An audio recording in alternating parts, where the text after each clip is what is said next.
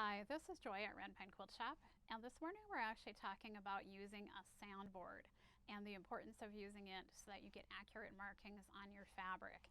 I have a square and I'm going to actually just on my normal cutting mat mark it from corner to corner so you can see what happens when you're marking something without a sandboard. So I'm going to line my ruler up on the corners and I'm going to go ahead and draw a line. And can you guys see, you see the fabric, you see it moving over here when I'm drawing that line? And that's because I'm marking on the bias and the fabric has stretch. And you can actually see, if Nate zooms in here, that the fabric squiggled over because of that stretch, and I actually missed the corner even though I had it lined up well when I started. And that will happen especially when you're marking fabric on the bias, just because there's stretch there and there's movement.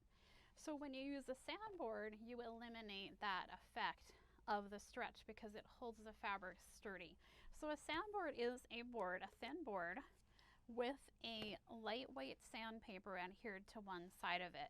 So when you use a sandboard, you'll lay your fabric down on the sandboard, and that tacky, rough surface of the sandpaper will actually keep your fabric from slipping.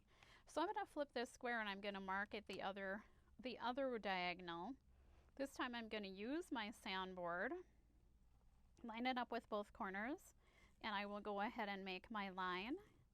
And now I got a perfect line, and you guys didn't see any movement of the fabric on the sandboard because the sandboard will grip that fabric and it will hold it and eliminate that stretch.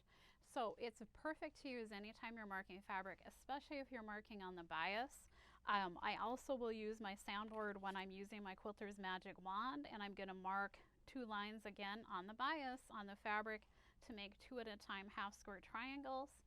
And I get it out as well if I'm working with Quilting stencils, because you're going to be marking in all different directions. You're going to definitely be going on the bias when you're marking a stencil like this, and it's definitely handy to put that on your sandboard and hold that fabric nice and still and stable while you're doing your marking so you get accurate markings when you're marking something for your blocks. So that's how to use a sandboard.